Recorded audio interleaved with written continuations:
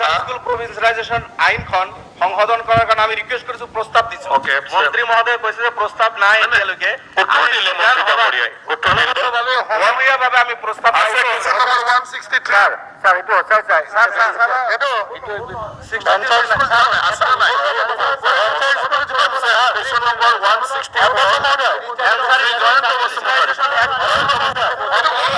লাগে।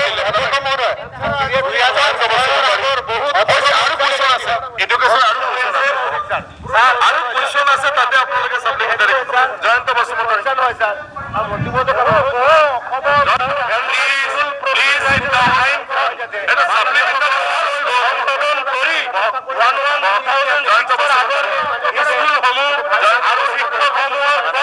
প্ৰাধিকৃত কৰিব লাগে।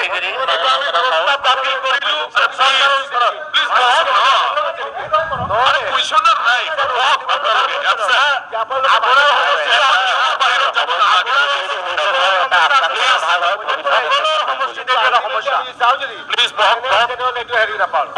অধ্যক্ষ মহোদয়,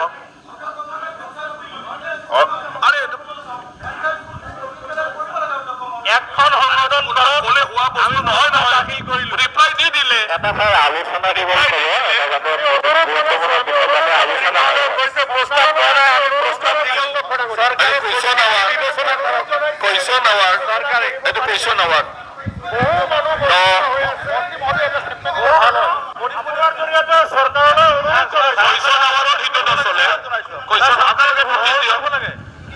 অধ্যক্ষ মহোদয়, মই মন্ত্ৰী মহোদয়ৰ উত্তৰটো পাইছোঁ আৰু যিখন লিষ্ট সেইখন ৱেবছাইটত দিয়া বুলি কৈছে। কিন্তু কথাটো হ'ল মই এটা সদুত্তৰ নাপালোঁ যে যিখন 2017 চনৰ আইন আছে সেই আইনখনত কলেজ সম্পৰ্কত লিখা আছে যে venture degree college means a degree college imparting education beyond higher secondary state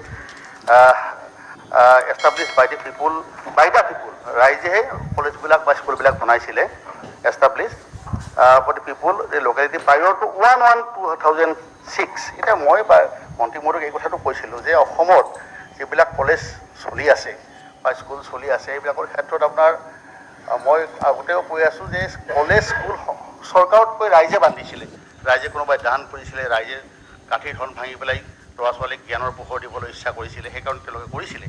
এতিয়া কথা হ'ল যদি এই 2006 চনৰ পিছত এপ্লিকেশ্যন পোৱা এই কলেজখিনিয়ে যদি এটা তেওঁলোকে এটা ভাল ৰিজাল্ট নাপায় বা এটা সুফল নাপায় তেতিয়া খুব বেয়া কথা হ'ব। মই সেইকাৰণে মন্ত্ৰী